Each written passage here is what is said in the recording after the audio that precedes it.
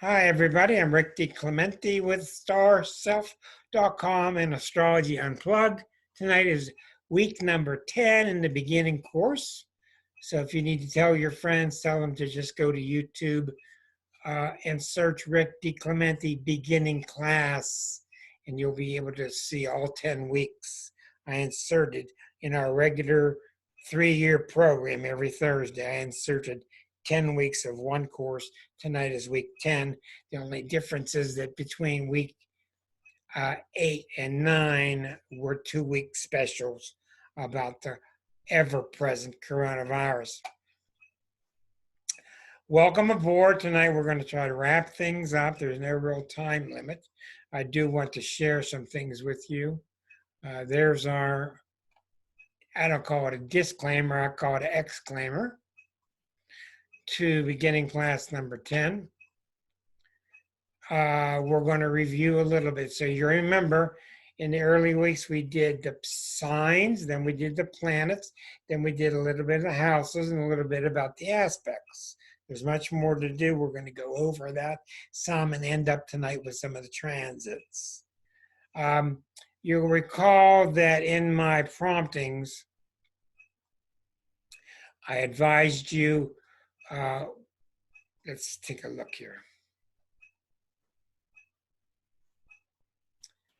I advised you to get our book, The Exquisite Zodiac, which will definitely help you get a real strong basis for the 12 signs of the zodiac. And then there are many books you could get to do further details about a chart, how it's constructed, etc., how to read it. The books by March and McEvers. So there's Exquisite Zodiac on Amazon. And March and McEver's been around a long time. This is volume 1. This book was written, I think, in the 70s. So it's got good, strong basics about how the planets combine, etc. Also, throughout this course, I have given you specific graphics that I have drawn, and to access them, you can go here. And this is all lowercase. You can download these directly from my website. Type it in exactly like this. They're all starself.com/class. The signs are in the teaching zodiac.jpg. The planets are planets.jpg. The houses, houses.jpg.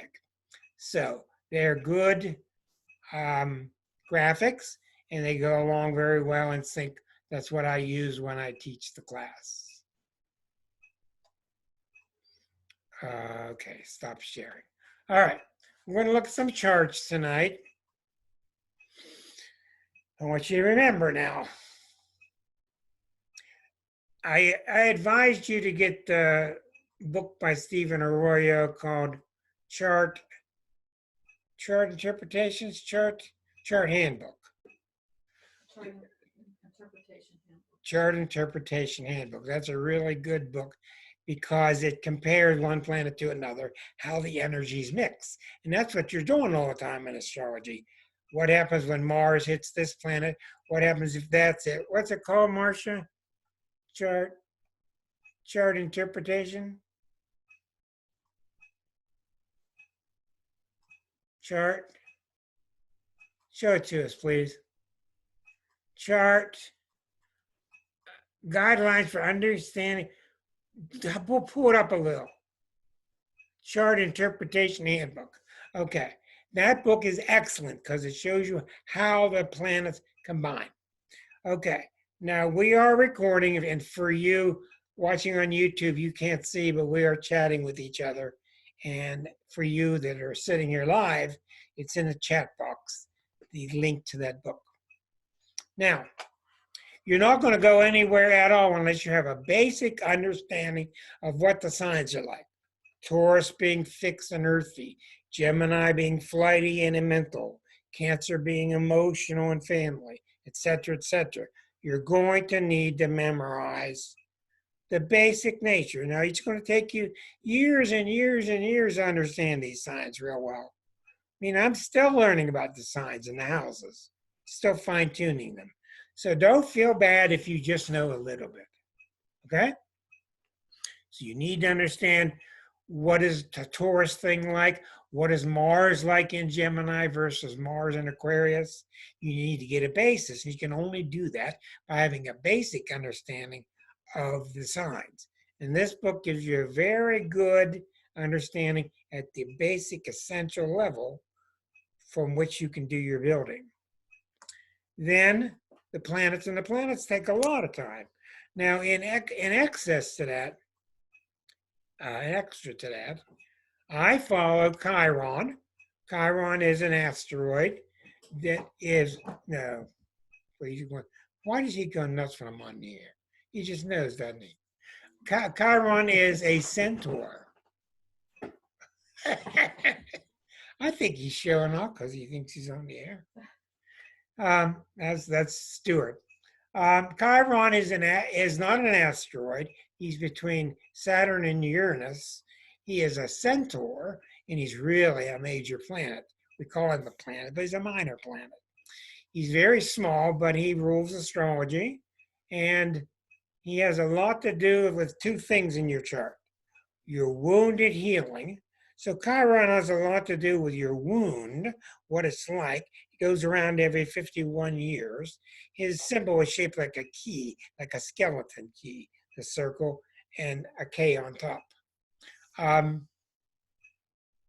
So he has a lot to do with your wound at birth, and it's generational, and the type of wound which either gets worse or gets healed when you're 51, when that planet returns.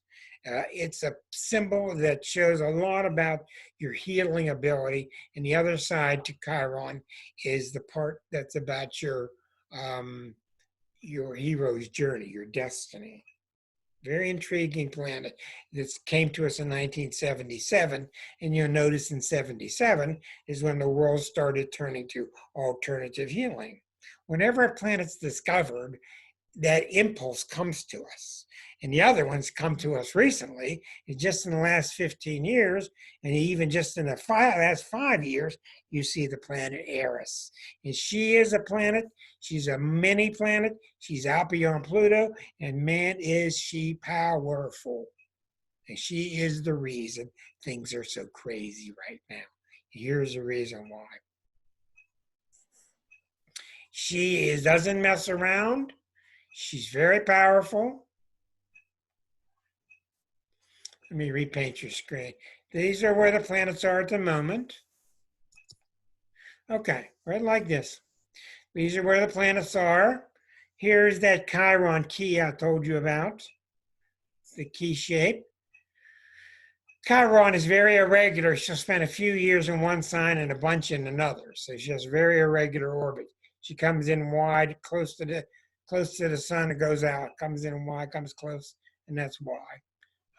Eris is much more regular, but she's out beyond Pluto. She takes about 540 years to go around the circle. She's been in Aries since 1921. She's been there 99 years. She is not done yet. This is one of the symbols for Eris. She's very powerful. And what caused all the stuff we're going through now is very simple. We have all been going through a tremendous Pluto time. Why? Because Pluto has been in Capricorn since 2008. And as Pluto has been in Capricorn, that rules the institutions and it rules corruption. So you see all that. And not only was Pluto doing all this work heavy duty, but next, number two, the natal Pluto in the United States chart is at 27 degrees. So we were born with Pluto right here. And in our lifetime, Pluto's gone all the way around 256 years. And Pluto's now within inches of returning. That's one of the major reasons that things are so heavy duty. And then you throw on top of it the discovery of Eris. And not only that, Eris is at a right angle to Pluto. That's what's causing everybody to walk around and all you can do is see their eyes. That's what's going on. Eris square Pluto. And one thing I will guarantee you, after this passes in the next couple of years, you're going to start to see many, many, many astrologers start to follow Eris. And the reason why is we're given all these new bodies all the time, and astrologers are hesitant to pick up new planets and put them on their charts because the whole chart changes completely as soon as you put it there. Okay, so this is what's going on, and just to explain on a micro level, the reason things have been so moody lately, the last 4 or 5 days, is because the moon has been out in this area. Remember, it's 28 hours per house, 28 hours approximately per house per sign, and the moon has been out here by itself, causing a bucket pattern. And as long as these planets stay really in the first third of the zodiac, in the moon, every time the moon, for 2 weeks, the moon comes out here by itself. And when the moon's by itself, that's called the bucket pattern handle, the bucket handle, and that makes the moon exaggerated. How many people experienced in the past 7 days a lot of moodiness? Well, I sure saw it. People go, oh boy, oh boy, boy. Heavy duty. And when the moon's by itself, it's that way. It's going to happen next month too. Now that will change. That will change once we get another one of the planets out there. Venus will come pretty soon out here. Or the next one we're looking at is Mercury. Mercury moves fast. These other ones move slowly. Mars moves quickly. So we're waiting for Venus to come out here and Mercury to come out here in a couple of months. And then the moon will come by every month by itself. Okay, now, I've been trying to prepare you for going on your own because of my 42 years, tonight's the last night I'm teaching. It's the end of it because I've done so much for so long. And I'll be teaching other bits and pieces of things. And we will return to Astrology Unplugged normally next week, which includes having guests on, talking about interesting stuff. Now, like I told you 10 weeks ago, you're going to exit this with a basic understanding, and you will leave here with an understanding of basically how things are working, and you will all start going off on offshoots. Some of you will really like interpreting people, some of you like the statistics, some will like to watch the discipline that it brings you. Throughout your life now, you're going to start to feel these planets. One thing that's horrible about being a beginning student, and Liza and I went through this. Here comes Mars in a week. Oh my gosh, Mars 3 days. Oh my God, Mars 1 day. And there's nothing you can do. You're just going to sweat it out until it hits, and then you learn about it. And when you get more seasoned with astrology, you don't worry so much about it. But when you see Pluto squaring Eris, your eyes get real big because it's really a big deal. Okay. So I like what Wendell said in the message to me today. He's taken names and numbers. He's taken his friends down. He's starting to do charts. He's starting to see what makes his friends tick. That's how you do it. Yes. So do a bunch of charts. Now, I'm going to warn you, okay? Just like a question I got before tonight. There's all kind of tributaries in astrology. Be very wary of them, okay? You have to write to me or give my opinion. But I'm going to tell you one of my secrets. There's a lot of people that are doing a lot of weird things with astrology, and it's been my experience that a lot of them don't know how to read a chart. Okay? Be very careful. That's not always a one-to-one correspondence, but be very wary if they're throwing some weird stuff at you, like the asteroids or these fixed stars, or they're following Lilith, there's just all kind of stuff. Second thing, if you're going to get into astrology, you're going to become a weirdo magnet. They're going to come to you.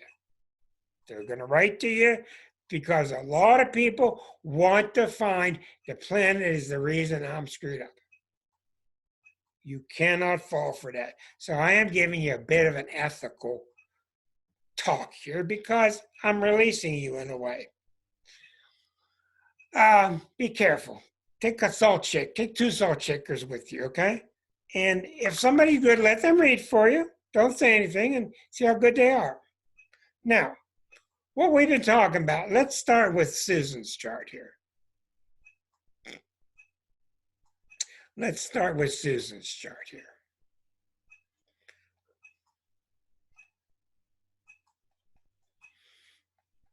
Okay. Now,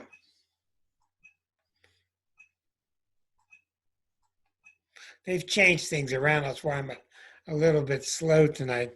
This is a new Zoom that's out. And they've changed things around. Okay. All right, let's take a look at Susan's chart. One of the things I want you to know is how can I tell, and Peggy, you asked me about astrodynes, cosmodynes, what those are. Somebody came up with a system that tells you, oh, your moon is like 15% of your chart, and your Aries is like 22% of your chart, and you have 44% Earth and only 22% air. I have found them to be an honorable thing. They tried to pull it off with a formula, but they really don't work. You cannot give a formula through a computer about a chart. You got to have a good human being, a good human mind behind it. I will say this. In time now, we've been seeing reports from computer-generated reports since the 70s, and they are getting better. They're getting better. But they really don't have an ability to weight a chart, W-E-I-G-H-T. So I'm going to tell you right away, her chart is strongest in the Pluto area because Pluto's rising. And it's in Scorpio.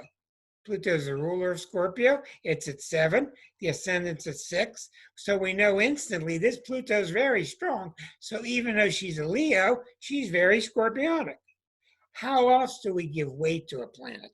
Well, the Jupiter's strong because this opposition goes across the ascendant. Any planet that's near an angle is really exaggerated around the ascendant, around the descendant, around the midheaven, around the nadir. Those are angular planets. That gives a planet extra strength. We know that Venus is very strong because it's next to the sun. Venus sun is not that rare. It's kind of common. Since I told you Venus can only be in 5 signs next door to the sun. The Mars is very, very strong. So you've already got a Leo whose key word is I will. They say they're going to do something, they do it. Well, you got Mars there too. So we know this woman, even though the Pluto wants her in the background, she's got this I will with 3 Leo planets. And she's got Mars in Leo right on the midheaven. So we know that when Susan is about to do something, she gets up and does it. Right, Susan? Okay.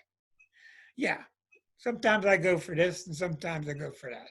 And somebody just walked into the waiting room, which I just okayed. Okay. Another thing that makes planets very strong is if they're at the tip of a T-square. Look at this opposition. It's very wide. It's out of sign. 7 Scorpio is really opposite 7 Taurus. But back here at 29, using a 9-degree orb, this Jupiter is widely opposite Pluto. It is across the ascendant, which is why I include it in my emphasis, but it's not in the same sign that's really opposite. So you've got a T-square between Jupiter and Pluto, which has to do with power struggles. See, now how do I know that? Because I memorized, I taught myself what all combinations are, which is why that Arroyo book's so good. What happens when Saturn's opposite Venus? What happens when Mars is opposite Uranus? You have to get You have to get to a point where you have some idea what Mars is like next to Saturn, what Mars is square to Saturn means. Some idea. And through time, you'll start to remember these better and better. So we know that Jupiter-Pluto is very strong in her chart because it goes across the ascendant. It's heavily weighted. Jupiter-Pluto, and it's got to do with relationships. The ascendant is about me and you, me and you, me and my relationships. So when an opposition goes across there, we know that she gets involved through whatever reason. When Pluto's involved, it's usually karmic. She gets involved commonly in power struggles with people. She might not even want power, but she still gets involved in them. They just naturally come to her. Now, from my experience, I would take her into past life charts through the harmonics, and I would try to find out where these power struggles reside in her chart and how they came about. But the point is that that opposition is the basis of her T-square, as you will see now.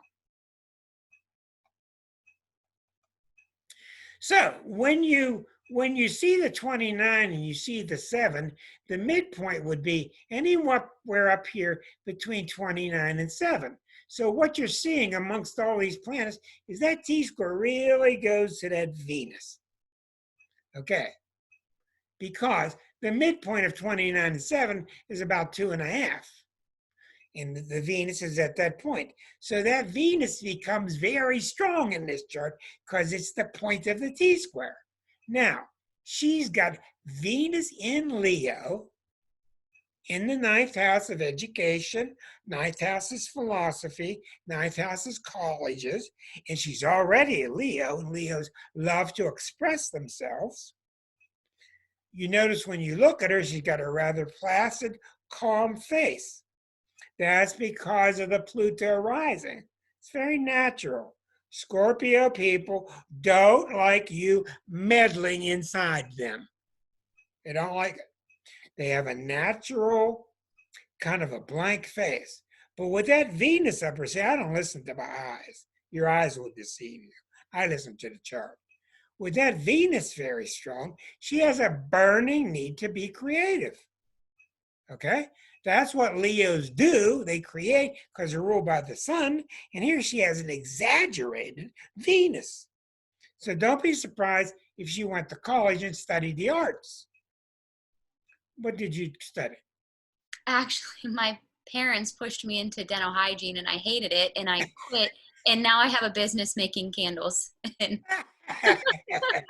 Exactly. Making candles, artistic.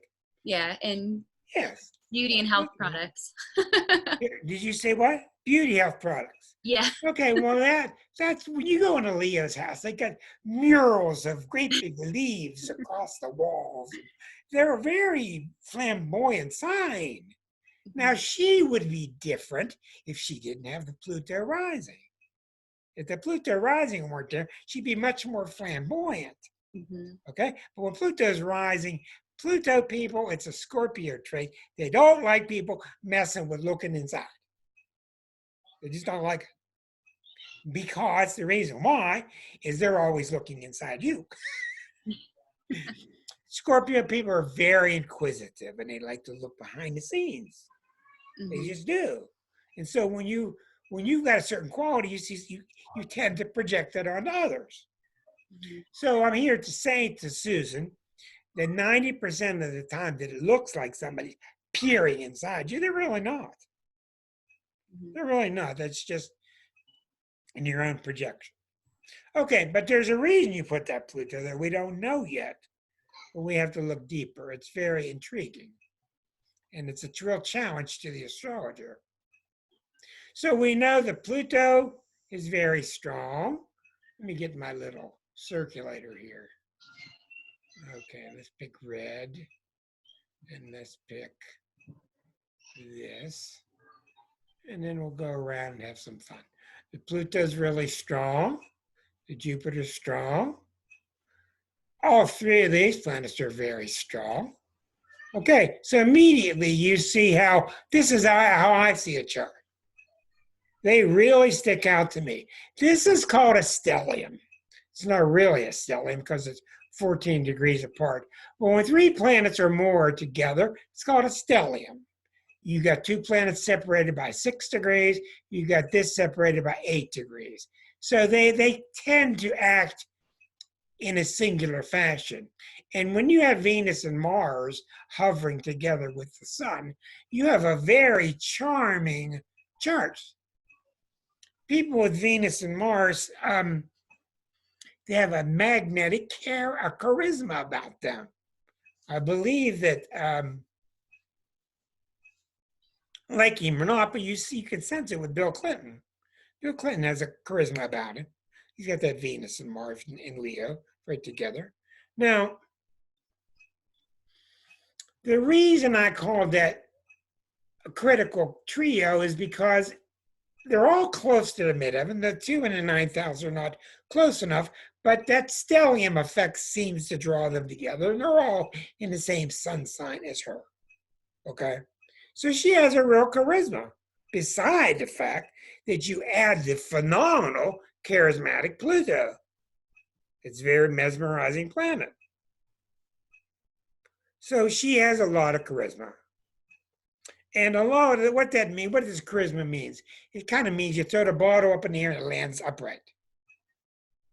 It just does. Okay, a lot of it, one of the things I'm going to tell you, Susan, is this. Leos are not known to hassle themselves. Scorpio people do. Scorpio people have the nth degree of expectation on themselves. And they have to watch it. They don't end up, they have to make sure that they're sympathetic to themselves. They have to show self-concern. Okay, the Leo really helps you because it stays buoyant. It's upbeat. So really in your chart,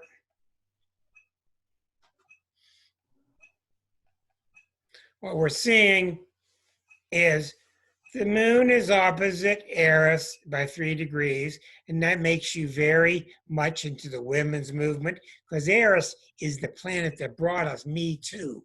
So you're really very much sensitive to this Me Too thing because your moon is there. Okay, your moon is in Libra. Now, I kind of like your moon in Libra because the moon in Libra kind of makes you a little more placid. It makes you hold back a little bit, a little tactful. And with this overbearing Pluto and this overbearing 3 planets in Leo, this moon really helps you out because it lends towards you being tactful, charming, classy. Okay? That's why if you're ever with a date and the date is not acting in a classy fashion, bye-bye. You're gone. You're just gone. You really like manners. You really like people that are polite, that have a way with themselves. Anybody crude at all, bye-bye. She's gone. True? It's hard in my head. I guess the Scorpio energy I think so deep, and then the Leo wants to come out with it, and then it gets stuck because I'm like, no, wait, I can't say that. Well, what you will find is as you age, you'll become much less of an editor, much less of a censor. Okay, but Pluto there is not easy. And I want to say one more thing about that Pluto. Now, then I want to move on. I told you that I gave you the stuff in 10 weeks that are there to do a basic chart. The next thing we're going to learn tonight, we're going to learn about the transits. Where are the planets now? And we're going to stop there and I'm going to tell you a little about some things. But the main planets are all in late Capricorn. They're all in this area. This is where all the heavy duty stuff is now. That's all going on in your 3rd house, in your mind. So in the past several years, and for quite a while, you're really going to be getting into mental delving into stuff. It's been overwhelming. And where's your Mercury? Your Mercury's in Cancer. You don't have a delving mind. You don't have a probing mind, but you do now that Pluto's been in this 3rd house. We're going to get into that later. And where's Eris now? in your whole lifetime, Eris has gone from 16 to 23. She's only moved 7 degrees in your whole lifetime. Now, the reason I wanted to bring this up is because you only got 1 degree between the ascendant and Pluto, okay? Mm-hmm. And I want to look at this area, and I want to look at this area. Now,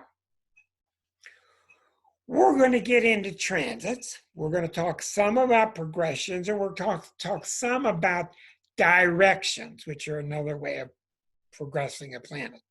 So if you're born with Venus and Saturn at 8 degrees apart, even in 2 different signs, you will move either planet, either direction, 1 degree of life. That's why they're called solar arc directions. The sun makes an arc of 1 degree per year of life. And actually the sun goes 58 minutes, 59 minutes, 60 minutes, or 61. So to be exact. So by the time you're 60, you might be off a degree. But let's say your Venus and Saturn are 10 degrees apart. You'll direct that Venus and hit that Saturn, and something will happen to your dad. Saturn in your chart is your dad. Or something will happen to your art and Saturn, the Venus qualities and Saturn. For instance, your Mars may be a placid Mars, and say it's 10 degrees from Uranus. Mars and Uranus. And your Mars is kind of weak, it's in Pisces, or it's in Cancer. It's kind of timid. Well, at age 10, that Mars hits Uranus. And boom! Mm-hmm. It explodes. And you may have something like sudden interest in boys, or you may have fallen down and break your ankle. You may suddenly want to race cars. You just start combining the energies. I'm losing my voice all week. So a solar arc, you especially look for solar arcs that are going to combine around that ascendant and around the nadir, because that gives you, oh, I forget that your ascendant's on this side. It's backwards for me. When you see planets bunched together, that gives you a hint at the possible trauma in the person's life. Now, we don't really see one. And matter of fact, she had a trauma about age 1. And she probably doesn't know about it, but her mother does. And her mother may have not told her about it. Because here we are, less than 1 year old, about 11 months of age, this ascendant progressed and hit Pluto. So something happened to her around 11 months, and she may have gotten a sickness. We don't know exactly what happened, but it's worth investigating. We see Uranus hit Neptune at age 13, but everybody in her sub-generation had that. We see these planets hitting each other. We see the moon hit Pluto. Boy, that's intriguing. This moon, if it went 30 degrees, it would be at 13. So it went 17 and 7, age 24. Age 24, there's 24 degrees different. I will guarantee you around age 23, 24, 25, she went through a heavy-duty emotional experience, probably a real heavy-duty emotional relationship. One was hard to shake. True or false? Mm-hmm. Okay. Thank you for letting me use your chart. Okay. So you see, we're going to talk about transits, and you can do directions yourself. You can direct the planet till it's opposite a planet. You can direct the planet till it's square to a planet, and just combine the energies. They're always accurate. And the guy that just died, the famous astrologer, Noel Tyl, T-Y-L, Australian, Noel Tyl, T-Y-L, has a book that thick on solar arcs. He was the expert. He could sit you down during a reading and tell you what you did like every month of your life. He was just incredible because he could really read them well. Now, let's go back to weighting a chart. I want to go to Kathleen. I told her I would look at her chart. All right. Here's Kathleen's chart, very intriguing. So, yes, thank you. My librarian is Mr. Mark. He's always on the ball right away, showing you guys the URL. Okay, we see Kathleen's chart. Now, very interesting. She's a Pisces. Okay, now let me stop right there. When you got a Pisces, the first thing you got to worry about is this a real spaced out Pisces? When you get an Aries, you ask yourself, is this a very self-centered Aries? With a lot of signs. You got to go into this preconceived and know that you're looking for other factors. I don't know, Kathleen, but I want to find some grounding in her chart, something that keeps her grounded. You won't believe this, I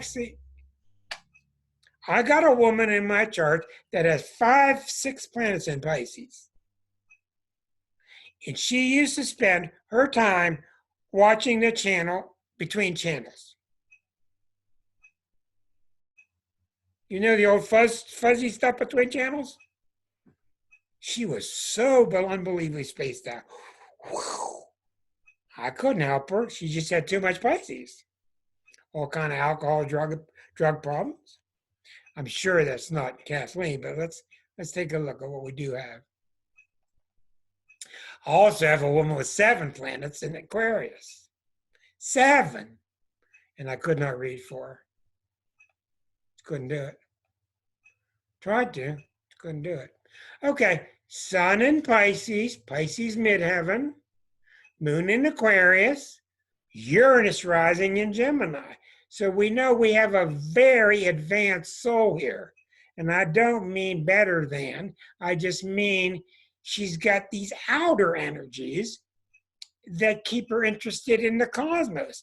But what I like about her, she's got Mars and Venus, let alone Eris, they're in Aries.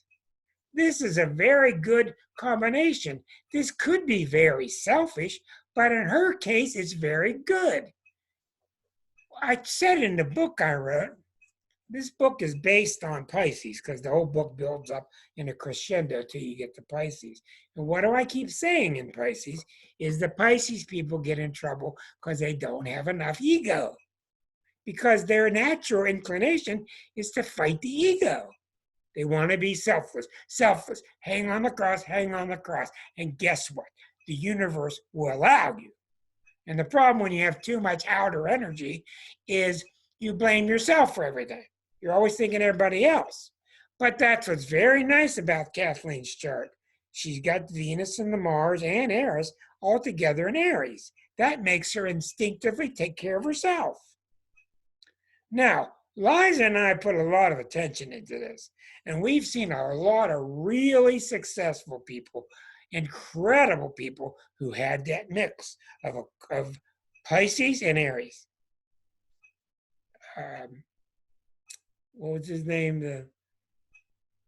Joseph Campbell, James Hillman, Ram Dass. And the reason it's so special is the Aries energy gives them that gas pedal. They get out beyond the Earth's gravity and they just go because they're adventurous. They just go. And they're not timid. They're just going.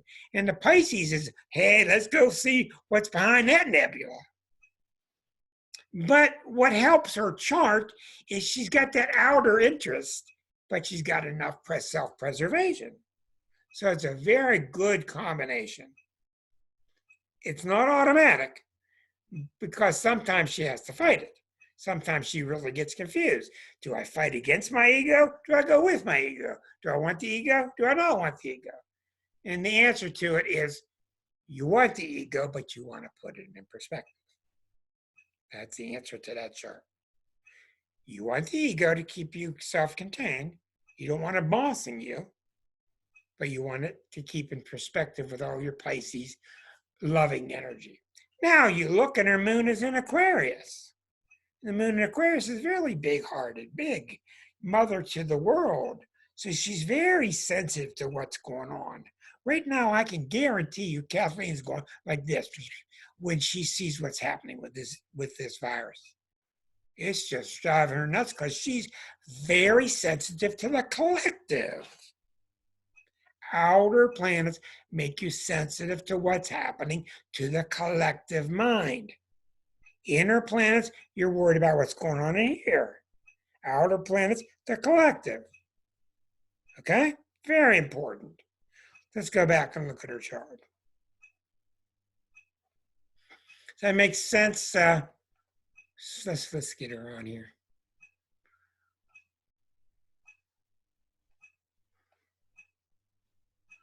Does that make sense to you, Kathleen?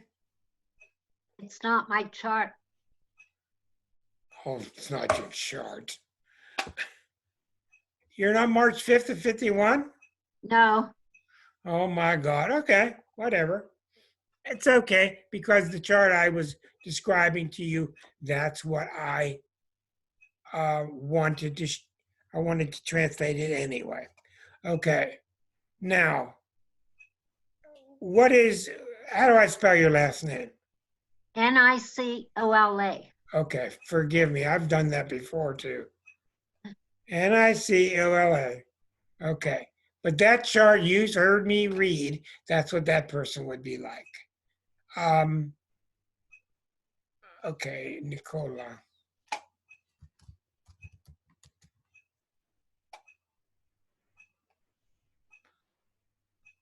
Jungens Nicola?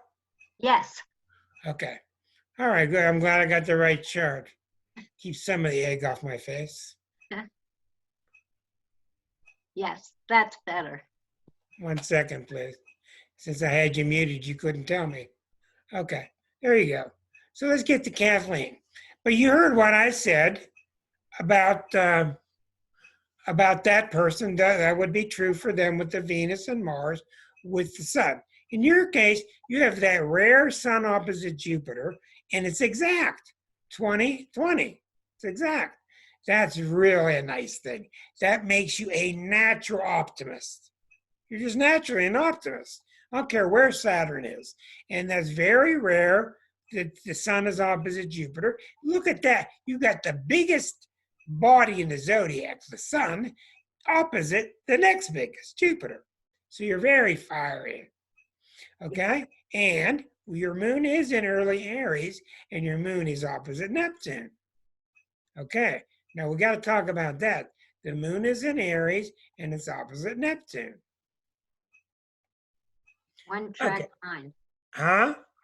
One track mind. That's not coming from moon Neptune. That's coming from Sun Jupiter, or maybe Mars. Moon Neptune people are very similar to people with moon in Pisces. Okay? They can be very broad emotionally, very big. And even though the moon is in Aries, she's very, very big emotionally. And a lot of the time, she doesn't have any idea how she feels. She doesn't know. That's the moon opposite Neptune. Because it's so big, it's unbounded, that it's hard for her to discern what happened. I got moon in Pisces, and I'll say to my girl, hey, that party we went to a month ago, I think that guy insulted me. He asked me a month later. Right. That's what moon in Pisces is like, because it's just so big. These are the clients I get, and I say, you know what you want to do in the future? No. So you know what you want to do, don't you? They go, no. And I end up finding out they don't know. People that are very Pisces have a very hard sense of direction. And the reason why is they're too big for us. There's nothing wrong, but you have to understand it. Their moon is so scattered. It's so big. She's so emotionally sensitive to everybody. And typically, the moon in Aries is not that way. But the moon in Aries opposite Neptune causes that. Okay? We don't want it exact. We want it to be 5, 6, 7 degrees apart, have some breathing room in there. So a lot of the time she gets very emotionally sensitive. She gets impressionable when somebody gets their arm broken in Japan, it hurts her in America. She's very sensitive because she's unbounded.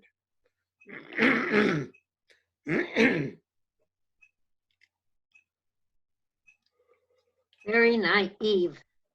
Yes, it can be very naive because Aries is too. I was with a very famous person once. I won't mention her name. And she is a national healer. And then she was on the stage about 2006 teaching. And she collapsed to the floor. 2006. No, I'm sorry. Oh, yeah, it was about 2006. No, that's not right. I can't remember the date. But the point is, she collapsed to the floor because that was the same moment that we had killed Gaddafi's son. At that moment, she picked it up in the collective and she collapsed to the floor. That's what being too Piscean can be. You're so big, there are no boundaries. There are no boundaries. Boundless. And that's why it can be hard to maintain. And we looked it back up, we looked it up, and at the same moment that Gaddafi's son was bombed and however he was killed, she went to the floor. I felt like that when Kennedy was shot. Yeah, that will happen with you. Okay, so when your moon is that rarefied as it is, you have to take time. The way people like her operate, they got to get away from people. They just leave me alone. I got to go to my room for a while. It's got nothing to do with being anti-somebody. She's just got to go to the room and collect herself because she's just so big emotionally. And she has to watch it when you're that big emotionally. She has to watch it till she's not used because people will want to take advantage. Very.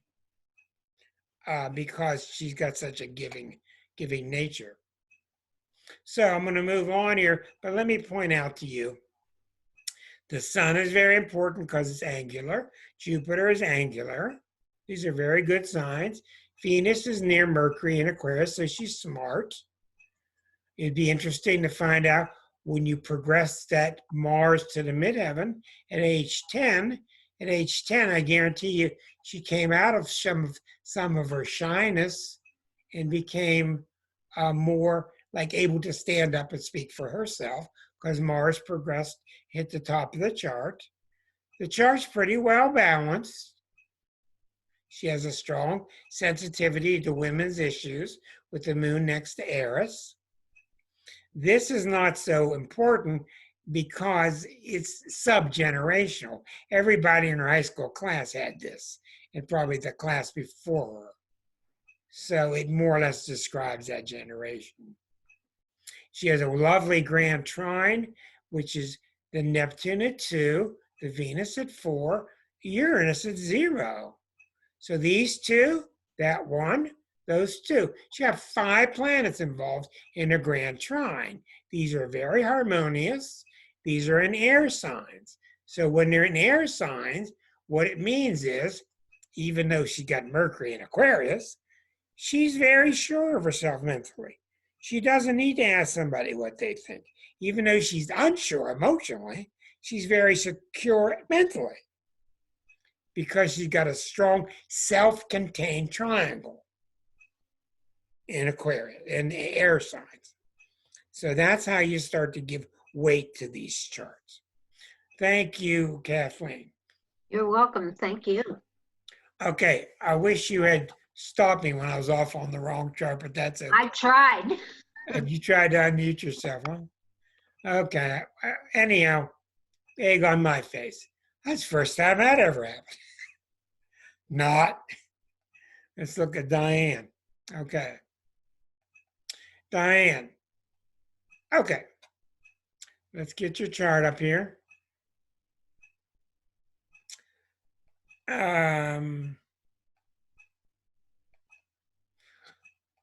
Okay. Now we're looking at Diane, who is in Aries. She's got the sun within a degree of Venus. And the sun Venus is opposite Neptune. Okay, so what happens with her? This real certain identity that she has becomes vague because it's opposite Neptune. So what happens with her is she's got the mixture. Let me get her on my screen. Okay. She's got the mixture of being real certain who she is. Aries people always know where they're going. They know what they want. Boom. But not when it's opposite Neptune. Okay, you got the Pisces influence. So we got what I just talked about with her, the Pisces and the Aries at the same time. So this fight goes off and on. And the reason you're having this fight is when you took this lifetime, you said, by God, I'm going to have spiritual development in this life. I'm just going to face it. Everywhere I look in this next lifetime, I want to be faced with spiritual challenges. That's exactly what you set up. The universe didn't set this up. You did. And it's because you felt in your last lifetime, for whatever reason, that you weren't disciplined enough with your spiritual work. So in this lifetime, you wanted to face it at all times. That's why I got this. To me, it's just a reminder. This is from an album called Discipline of one of my favorite bands. So that's the reason I put it there where I could see it. Because I couldn't put it out here in front of my glasses. But notice here, Diane, your T-square goes to Uranus. So now you got fire that gets watered down. Now it gets fired again. You got fire and it gets watered down. Now it picks up more fire because it's going to Uranus and Leo. So you're constantly starting to go do something, then you discourage yourself. Then you go do it again. Then you get discouraged. Then you go do it. Then you get discouraged. Now, when transits hit, which they're doing now, it's a big deal. We can introduce our transits because now Uranus is right here. Uranus has just, in the last 3 years, Uranus has gone over her Sun. It's gone over her Venus. In 2018, it went into Taurus. Uranus is around 2, and it's squaring Uranus, which means that she's around age 63. Stuart just went, okay. On my website, I really encourage you to do this because I don't have time. Look up Rick DiClemente on YouTube. Rick DiClemente, Stages of Uranus. Stages of Uranus.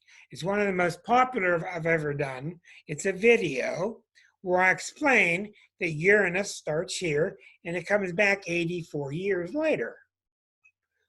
And it has important points at age 21, at age 42, opposite itself, the midlife crisis, at age 63, the second midlife crisis.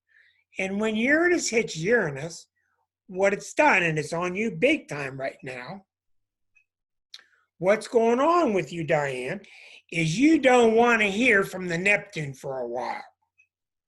It's done enough of holding you back. It's done enough of watering you down. You want to pick up the fire and let's get going. Don't dampen me. Don't dampen me. And if there's somebody around you who's been dampening you, you're probably going to say something. And I'm not saying you should, but what you should be doing is saying to yourself, as all Uranus transits, am I being myself? And if I'm not, you're going to have a tendency to blame others. Watch that. In some cases, others are to blame. But mostly what's going on here is you're starting to see how you hold yourself down. Okay? And with Neptune there, you're always holding yourself back because, oh, I don't want to hurt somebody's feelings. Oh, I don't want to step on anybody's toes, etc. The Aries don't think of that stuff. They're not mean. They're kind. But the Aries just goes. People get stepped on. They go. Not you. But you got the Neptune opposition. But now with Uranus squaring Uranus, it's time for you to go through your you're going through a mini midlife crisis. And that's been going on for about a year now. And you probably have been doing things like alleviating this person or this thing from your life so you can have more elbow room. Does that make sense to you? Absolutely. Yeah. Good. Okay. Now, when she spoke so certainly, here's what's neat about that. When we're going to talk about the transits now, let me just show you what a transit looks like, because it'll be a little hard for you to see it first. Okay. All right. What did I do? All right.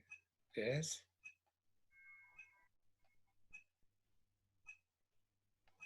I'll get it.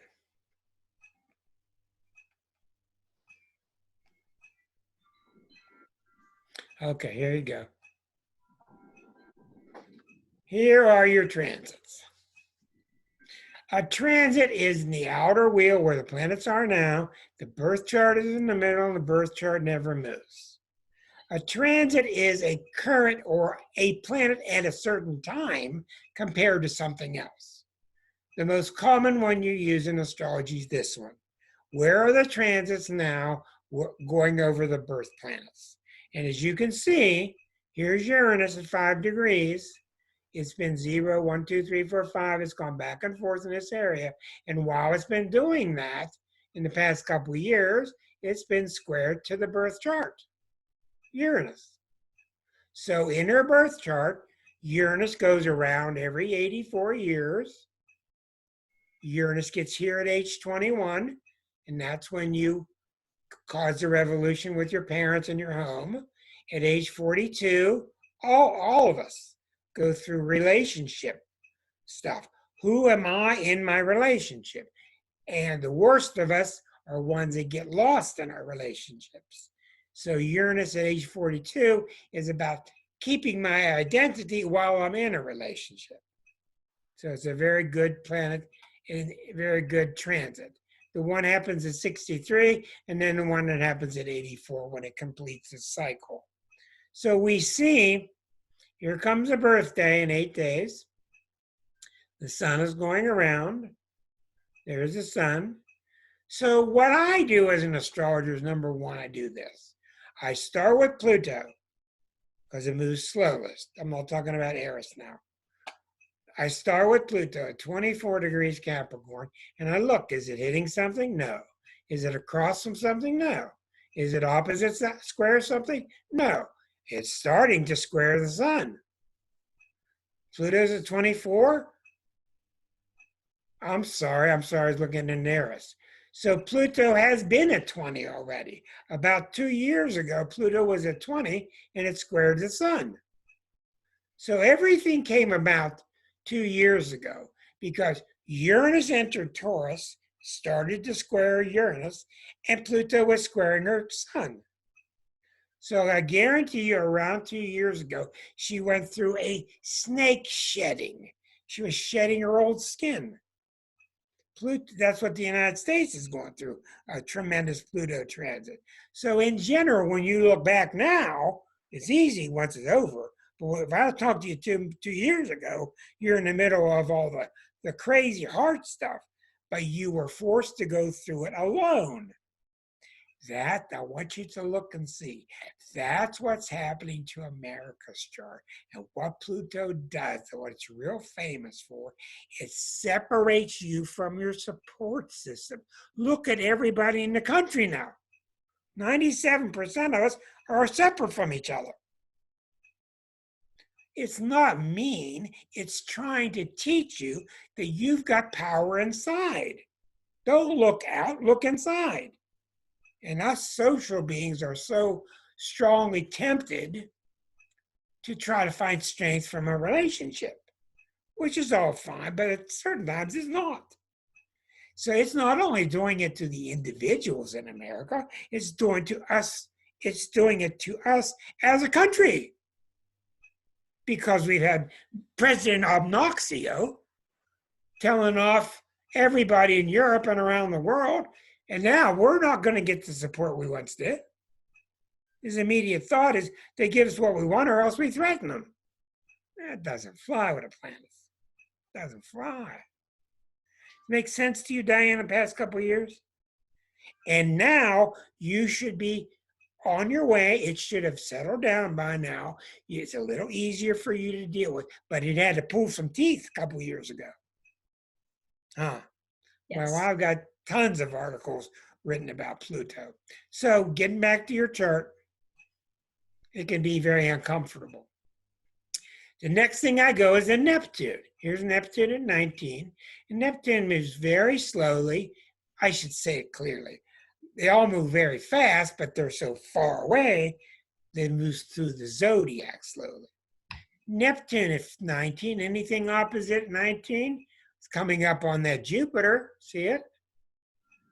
Neptune, Jupiter is very, very good. Very powerful for spiritual growth. So you're going to start feeling this when people say, what came over her? What got into you? You're going to start feeling this very subtly. You're going to start feeling this faith that you have, this faith in the invisible. Now, what's interesting is this. I told you, Jupiter tells me what a planet does. When I look at your Jupiter, it tells me what you will do when I screech to a halt in front of your house with my van and say, hop in. You don't hop in. Nuh-uh. Not you, Jupiter and Virgo. I got to get my pencil sharpened. I got to get the right clothes. Got to find out what the weather report is. I come prepared. That's what Jupiter and Virgo does. But now you've had Jupiter and Virgo all your life. Neptune's going to talk to it for a while over the next couple of years. You're going to become less and less and less like that. You're going to just start trusting that friends came to pick you up. They must be well-meaning, must be a good place. Let me just slide on in. That's going to start happening. And that's really good for you because it's going to start happening in your life. So, since your Jupiter rules how you go forward, and you've always bugged yourself forever, your Aries just wants to go. The Jupiter doesn't, wants it all planned out and fixed and all this. You're going to finally start going by your intuitive impulse. And that's probably starting now, and it's going to get a lot stronger, a lot stronger. And that's really good because that's going to help you come to your Aries nature. Now, I want to explain something to you. When I get a person, the first thing I do is I disconnect them from their sun sign because I want them to see there's more pieces in there.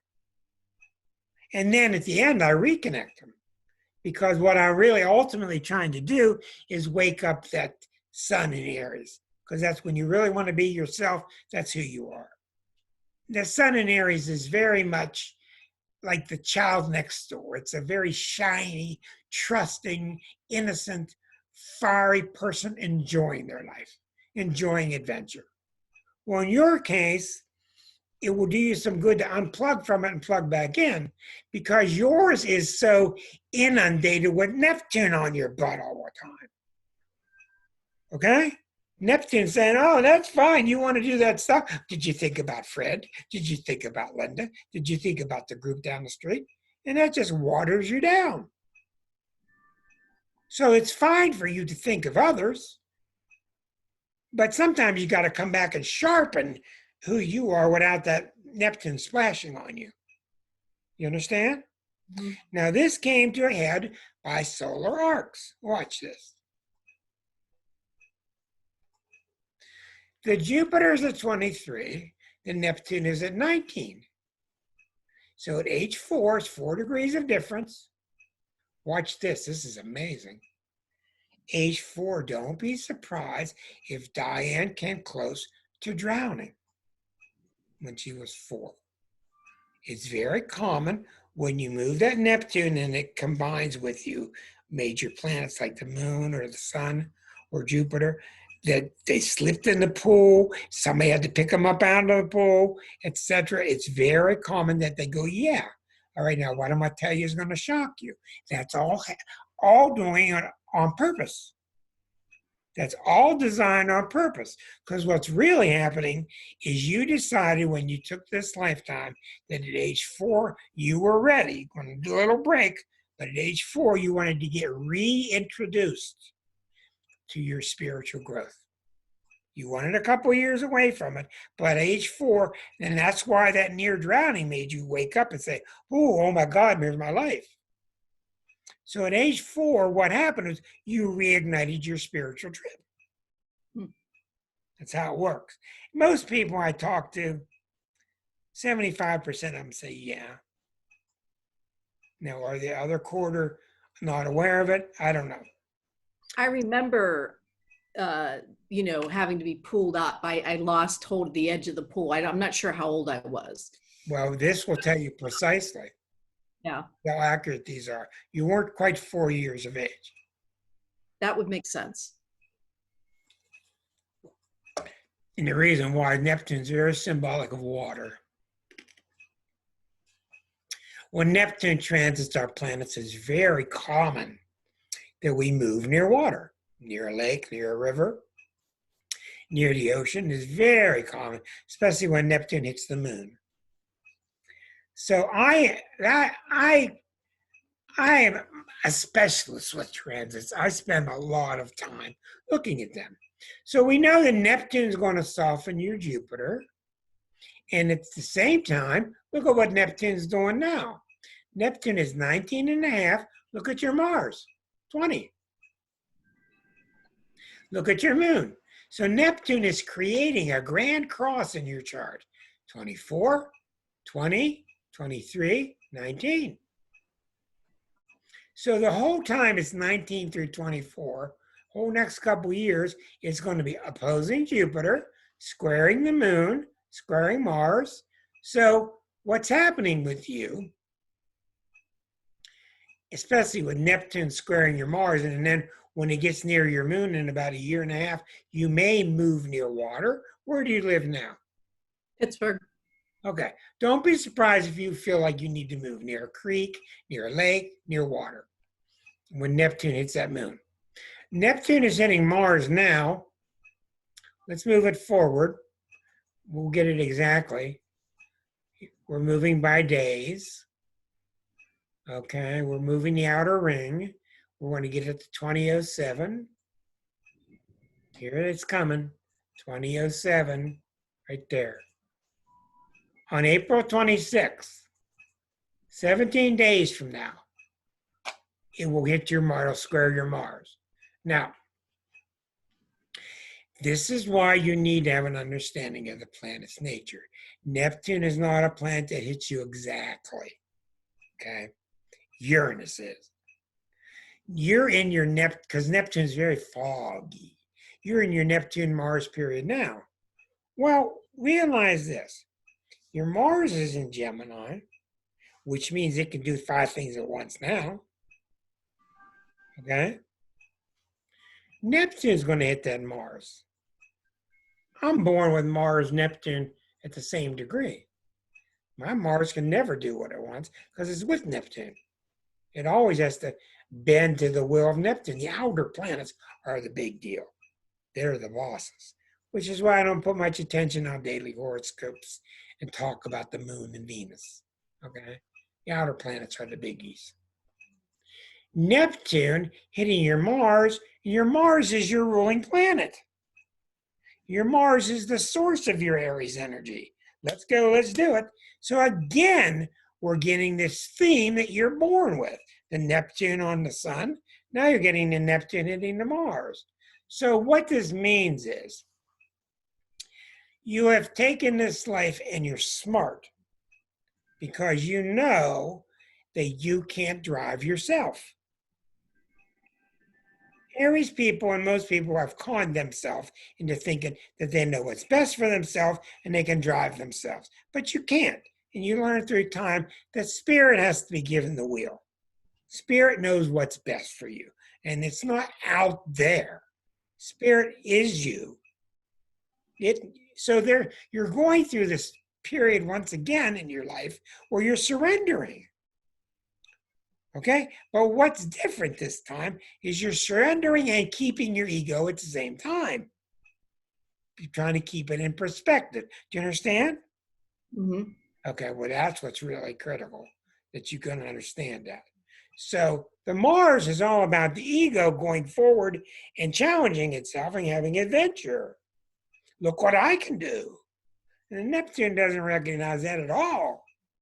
It's just this sea of broad, unbounded love moving in oneness. So you're going to go back and forth through the next couple of years, coming back to the self, going to the non-self, coming back to the self, going back to the unbounded self. That's going to just continue and continue. And the reason why is you want to blend these things, because in actuality, none of you are any of these planets anyway. This is just one way. Astrology is just one way of me measuring a sub-level of yours. That's all it is. So you're going through tremendous spiritual growth now. The opportunities are here. Neptune will bring you guidance. It will bring you subtle direction. It'll bring you signs. It'll bring you people. It'll bring you movies, organizations. Because if you're just Mars, you're asleep. You're not aware of these things. You're just out doing what you're doing. Does this make sense to you? Absolutely. Give me your interpretation. Well, you know, it's interesting because spirituality has been such a big thing in my life. And what is really resonating is that, you know, because of what's happened in the last couple of years, I've really been put into a position of having to be just with myself on my own. And I'm actually really embracing that now. In fact, I just had one of my children move out, 2 pets die. It's just me, and I'm really loving it. And I would say over the last maybe year, 2 years, I've just been very aware of strong intuitions that, you know, are accurate, and really being able to just flow with what's showing up. You know, I have an idea of where. Okay, well, that's beautifully said. Now, in your particular case, and I do so many people, you're constructed in a way when your Pluto transit ended, your Neptune picked up. Not everybody's the same. But you're describing it to me perfectly. As the Pluto transit was approaching, you got in the middle of it, it was hell. You got past it, you're coming out of it. Now the Neptune's taking over. That's just the way your particular permutations align. Mm-hmm. So you're perfectly in sync. And see, when I'm reading for you, I'm hearing these things. I'm not worried about you because I know you're hearing it, you're feeling it, you're picking up, you're going with it. So I've told people I do 3 things. Watch how this works, and it works with you. 1 is I send you home with a different perception of yourself. When you go, oh yeah, that makes sense. You get a broader, more positive look at yourself. Number 2 is I affirm what you've been feeling. And you just told me that you did. And number 3 is I hand out diplomas. You know, because I feel good to be party of watching it happen. I usually watch people liberate themselves.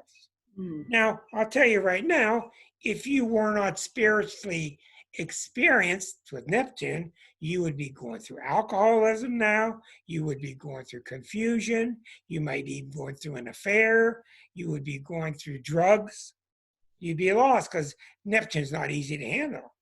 It's just not. So this is all a very good sign. Again, we see confirmation. So back in your chart, we see that Neptune's really active, even though it's in your 6th house, kind of by itself. It's opposing that Jupiter, squaring that Mars, and squaring this moon. Now, Chiron has just come over your 7th house cusp, so you're thinking of becoming a healer. I'm already a healer. All right. Okay. I've been a therapist for about 15 years. What kind? Psychotherapist. Okay, well, that's the healer in you, is the Chiron. Yeah. Okay. Now, I'm going to take a break from this. Thank you very much. Thank you. So it's one of the really neat things about being an astrologer is you get to the point where you know what happens to somebody before they tell you. And it doesn't surprise you. Because you're so used to the planets. So you saw how, in my memory, Pluto doesn't move that fast. It's been in Scorpio, been in Capricorn since '08. So I know where it's at in everybody's chart, generally where it's been. Neptune's very similar. It was in Aquarius, now it's in Pisces. Uranus is much more regular. Every 7 years, each sign, every 7 years, every 7 years. Uranus is shocking and awakening. So when these planets come by, you feel their nature. Pluto is this foreboding, heavy cloud. You're by yourself. Ooh, you got to do this stuff. Things are deep and thick, and it all tests your ability to not betray others. It's real emotional. The gooey stuff. Soap operas are totally based on Pluto. You turn them on and everybody's going, oh, that's all Pluto. Marcia, I'm sure you know a lot of broad soap opera actors, and they're all, oh, matter of fact, being a theater major, you have to have a lot of Pluto. Oh. Neptune is that quieter, silkier, smooth, but powerful, smoky, spiritual, subtle force. Uranus is this wow, crazy, jump and electrify things and bring it to life. Saturn is that force coming through that you got to be forced to pay your taxes and you got to fix this thing that's broken. So those are really your main four. You can do a lot just by watching those four. You can watch Jupiter if you want. It's a little different energy. It's more temporary. You can watch Eris because Eris is an MFer. She's a powerhouse. And like I say, she's going to spend 120 years in Aries. So Eris is really on us now, and it's just approaching the United States sun. The United States is in for 20 years of complete destruction or rebuilding. And I know Mark's shaking his head. And I'm talking about it just ain't gonna fly anymore. Okay, now I want to tell you a couple of things before we start to wrap up. Other things I do in astrology.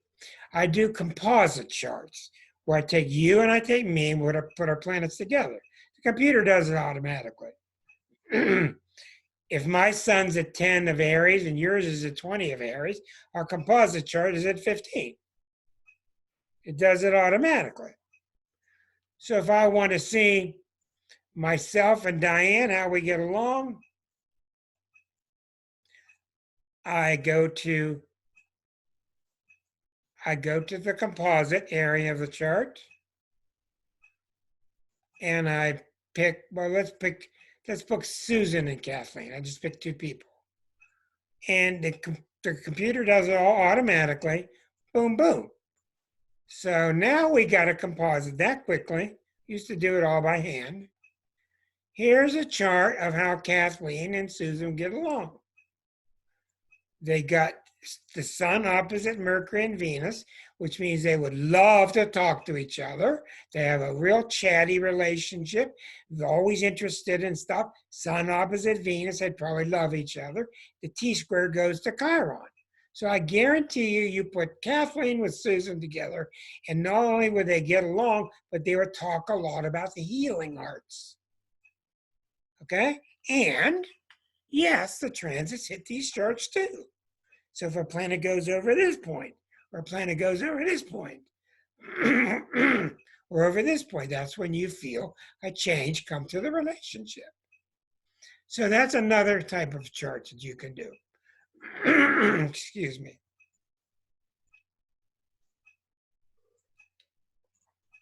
you have to mathematically figure out where that planet is, what's the midpoint.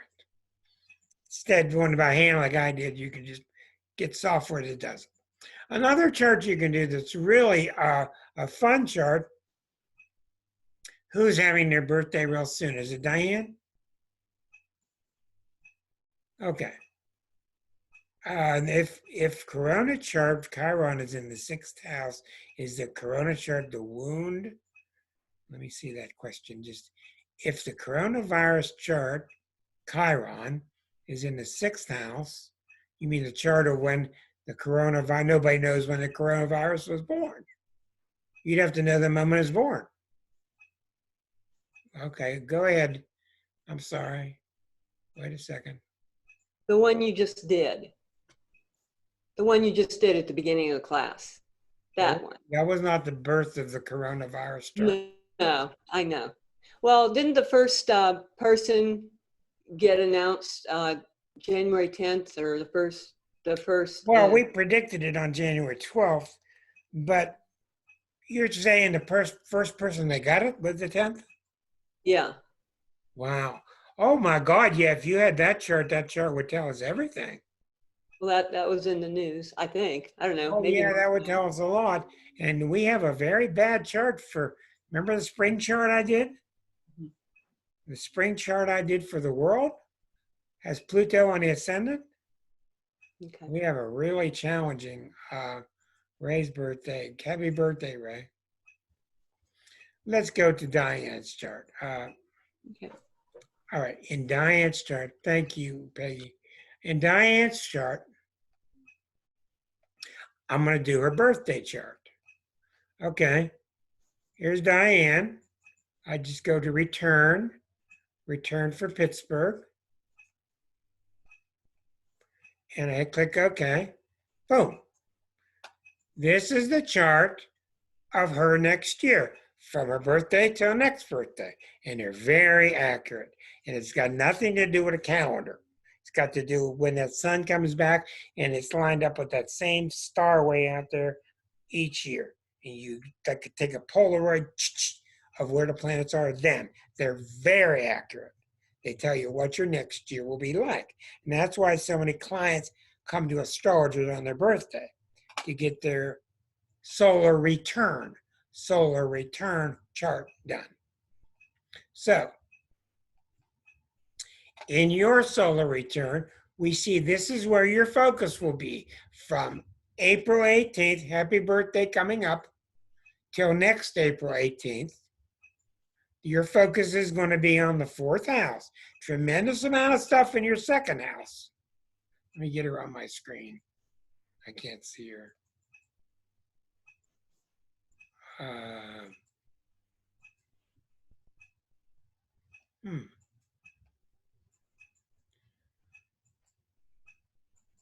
Okay.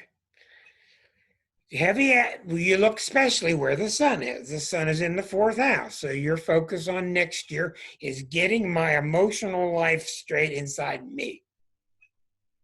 Okay? You may be doing things outside. Look at this. This is the outer world. There's nothing there. Everything's underneath the ascendant. Your year ahead is about getting yourself straight inside you. And look at this. 4 planets. Remember, these were all back in Capricorn.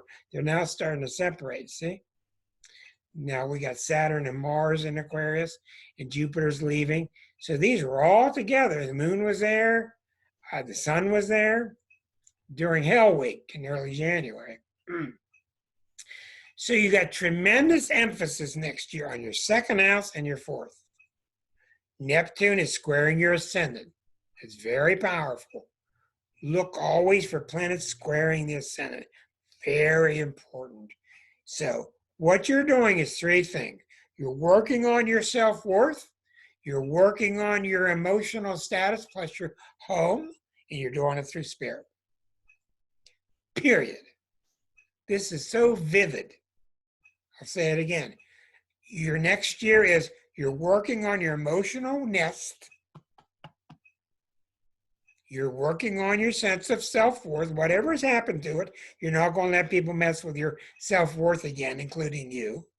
And you're going to do it through spirit. That's exactly, and what's neat about this is you thought it was your idea. But it ain't. It's not your idea because there are no yous out there. Once you show the person that the planets reflect and echo exactly what they're doing, you realize you're part of a bigger scheme. You just are. It's archetypal. It's that word quantum. We're all quantumly related. The hard thing in a chart is to look at what's personal, like Venus and Mars and Jupiter and the Sun, and what's interpersonal, what's collective, Pluto, Neptune. So a lot of us are being moved across the chessboard. We have no say. That's because the collective is moving. And all the collective means is we are one mind. We are one heart. And I'm not going to get into esoteric stuff, but you exist as an individual at one level, and at another level you don't. You guys can work out the details. So, a lot of what we do is natal charts. We do chart comparison. My Mars squares your Mars. Your moon is next to my moon. Your Mars is opposite my Mars. We are always in each other's way. My Venus is opposite your Saturn. When I'm around you, I just don't feel well. I don't feel uppy, I feel down. My Venus is opposite your Saturn. The computer does all this work for you. Chart comparisons, solar returns, composite charts. There are many other types. Many other. Love it when you crack me up, Linda. Well, I'm here to entertain you. Although I don't see Linda, she's somewhere. She's somewhere. Well, I have to entertain myself, God. Okay, let me take some time to take your questions, but I want to say something first. You've got to take your time. Don't get frustrated next week on your own when you can't do a chart by yourself. You got to keep studying. You got to keep reading. Books like this are very important. When you're reading something that makes sense, okay. When it doesn't, get rid of it. There are a lot of bad authors out there. But just keep learning, and everything you're going to learn is going to keep pounding on your basics. How well do you know your signs? How well do you know your planets? And then, as Arroyo says in that book, one planet's always combining with another. So whether I'm looking at me and Wendell here, and I see our Jupiters are trying to each other, I know we can work together, or I see our suns are aligned, you know, that's why astrology is such a valuable tool. Like if you're working in HR, but you can't tell anybody because they'll sue you. But it really, really is a major, major thing. Well, you're welcome, Erica. I want to take some questions in a second, but I want to reinforce with you, don't get discouraged. Just keep plugging away. You're always going to have a lot of things you don't know. Parts of a chart you know. Parts of a chart you don't know. You don't know. Let it be. Parts that blink. That's what I call it. If where you suspect something's going on, Moon square Pluto. Well, what is it? Let's talk about it. Try to bring it out. It's a mystery. Parts that are karmic. Okay? You got to be patient. So I'll take any questions now because you've all done really well.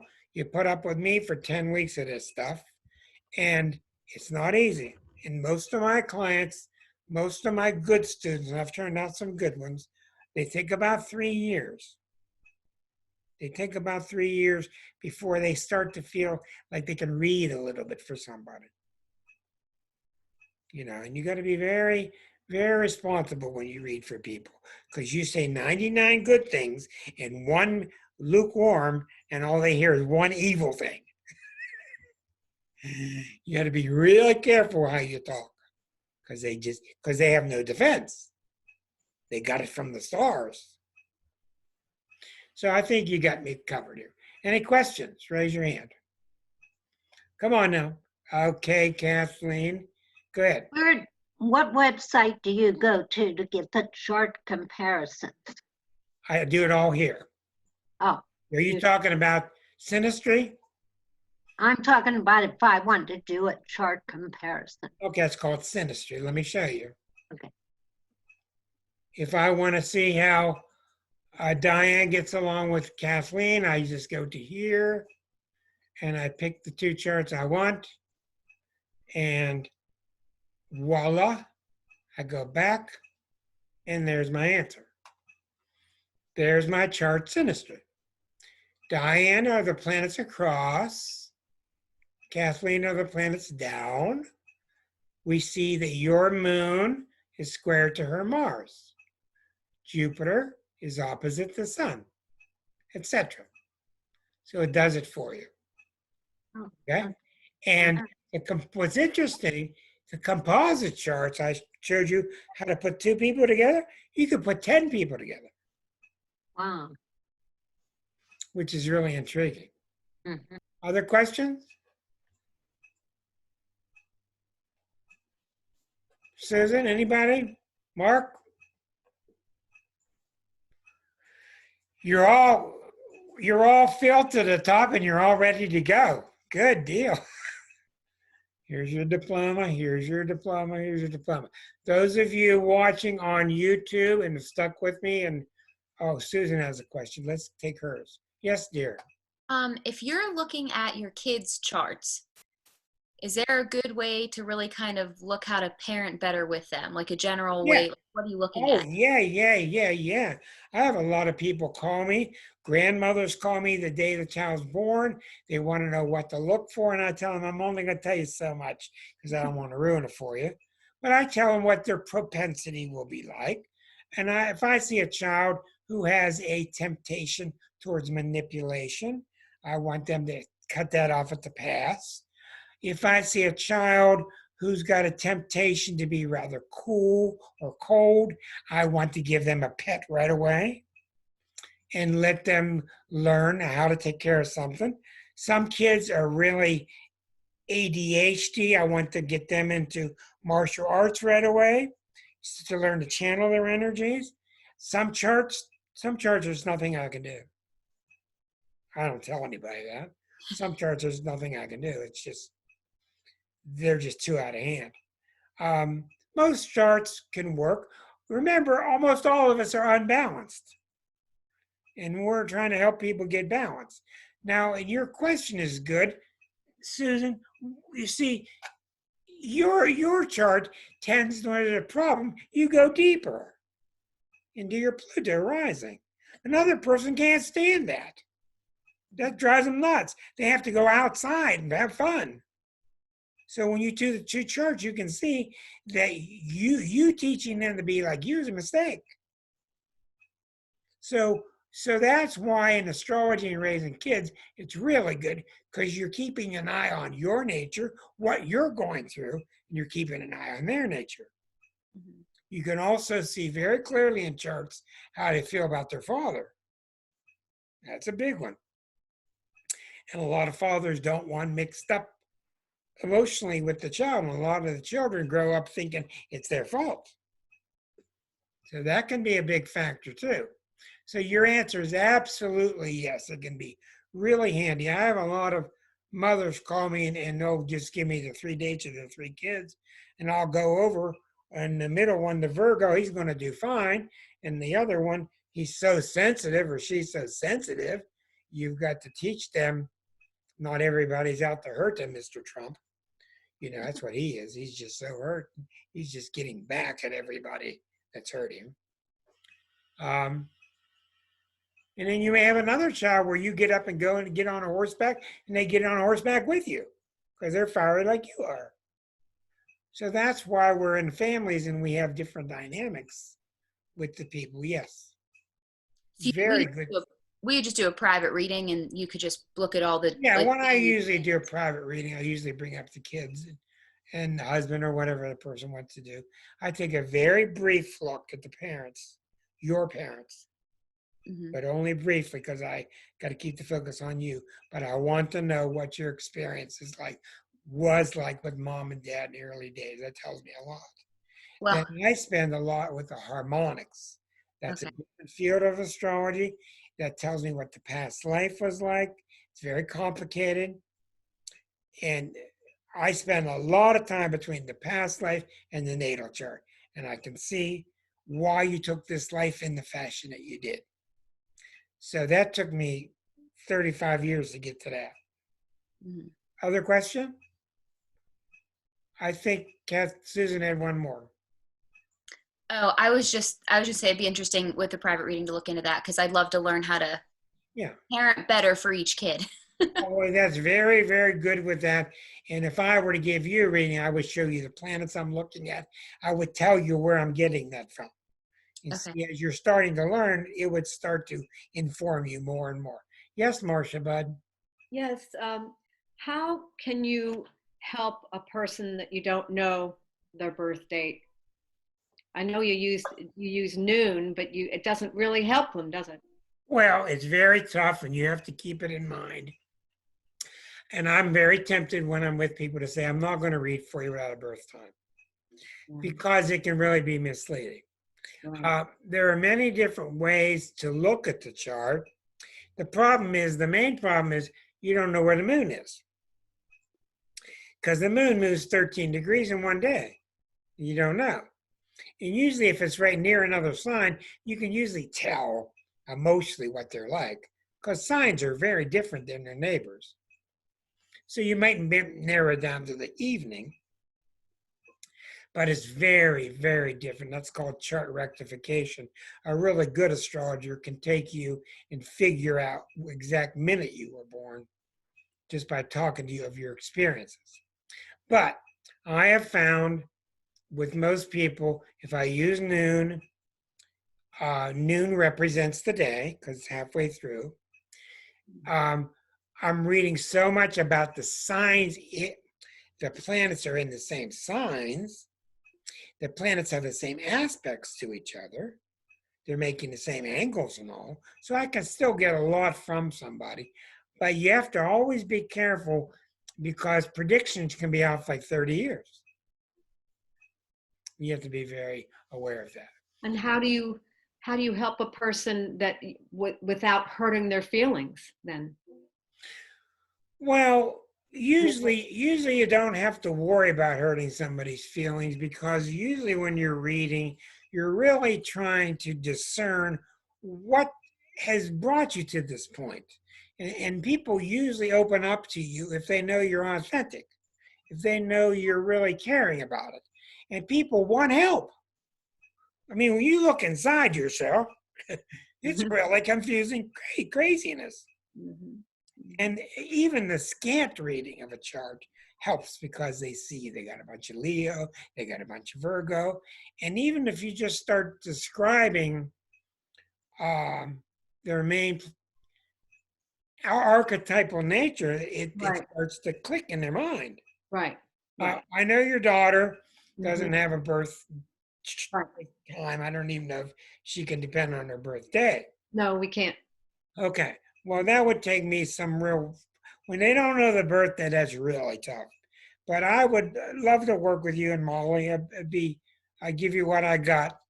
But when you don't have the birthday, it's very difficult. Right. It really is. Sometimes I just go and say, I'm not saying anything. Mm-hmm. Now, another thing, almost everybody will tell you they're born at 6 o'clock. Almost everybody in the world thinks they're born at 6 a.m. And they're just not. Mm-hmm. Don't take people when they tell you they psychically feel that they're born at 9 or they did a pendulum and it was 8:15. Mm-hmm. Don't take it. Don't do it. Another note. If you're in Pennsylvania, they have excellent records. Right. Everybody's birth time in Pennsylvania, unless you're 80 or 90 at the Department of Vital Records. Mm-hmm. And you can get that. You can purchase it. Mm-hmm. I think I saw Diane's hand. No? Okay. Anybody else? Going once? Okay. Thank you all. Let me get this button here so we can hear each other. Unmute all. Okay, we're now unmuted. Thank you all very much for hanging in. Don't be shy about calling or writing to me if you get stuck. You're going to get stuck. You're going to hit plateaus. Just give yourself patience as you're starting to interpret. Thank you all for sticking tight with me. It's been a lot of fun. You've been a good class in my last one. So go home and be safe, or you're already home. Be safe. Everybody be safe. Thank you. Thank you. Thank you all. Thank you. You're all very welcome. I'll see you. Wonderful. I'll Happy keep, Easter. thank you. I'll keep you up to date on the newsletter mailing list and on Facebook. Good evening.